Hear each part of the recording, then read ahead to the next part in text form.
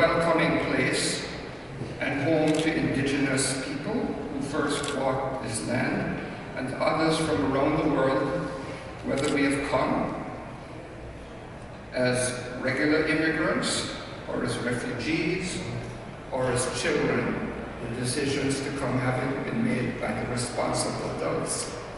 Whatever the circumstances surrounding our being here, Toronto is Canada, and Canada is home to all.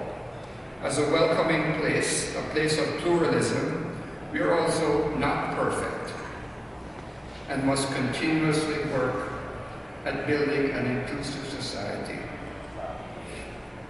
So we remain a work in progress, but a vision that the vast majority of Canadians strongly support and believe in. Students often lead the way forward, and as such, the Student Coalition from 6 post-secondary campuses responsible for organizing today's event should be justly proud of how quickly you have come together to provide the opportunity for Dr. Sangay to speak here in Toronto.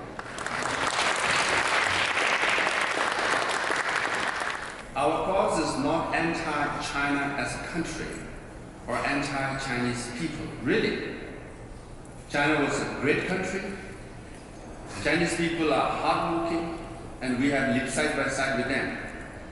Our issue is with the hardline policies of the Chinese government.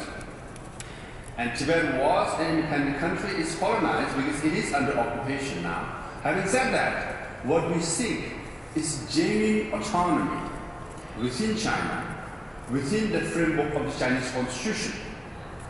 So as far as Tibetan administration is concerned, it is not seeking independence or separation from China, but genuine autonomy within China. Does that sound demagoguery? That sounds very moderate and inclusive, right? And we want to solve the issue of Tibet through dialogue, like we are talking. All we say is representatives of the Chinese government should meet with the envoys of the Dalai Lama. They should talk and peacefully resolve the issue of Tibet. As His Holiness Dalai Lama is perhaps the most well-liked moral leader in the whole world. And his views has always been very positive, conciliatory to Chinese government and to all the governments, people around the world. For example, I mentioned Tibetan government exile. But in 1992, we have made it very clear. The day Tibetans get genuine autonomy, Tibetan government will be shut down. Our job is to not restore the government exile in Tibet. My job is not to be president in exile and president in Tibet. My job is to restore genuine autonomy for 6 million Tibetans in Tibet. Once that is achieved, our government will dissolve. I will be an ordinary citizen. So my advice to the governor and the party secretary of Tibet Autonomous Region is implement your laws. Don't give us any favor.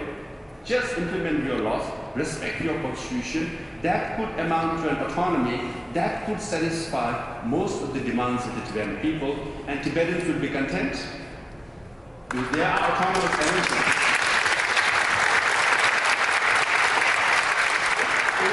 Even in Canada, we just had people from First Nations.